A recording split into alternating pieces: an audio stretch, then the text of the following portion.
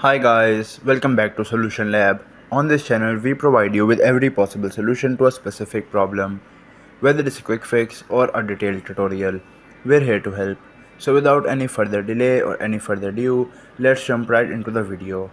So in today's video, I'm gonna show you how to delete or remove a poll from Telegram. It's a pretty basic and easy thing to do, so just follow the guide. First thing first, open up the Telegram mobile application, and if I send a poll on Telegram, let me just send it right now. Let's send a poll right now. I just created a poll, and if I want to remove or delete this poll from the group chat, what I need to do is once it will be sended, I will hold on it and then I will get the option of delete and it will be easily deleted. And that is how you can delete a poll on Telegram group.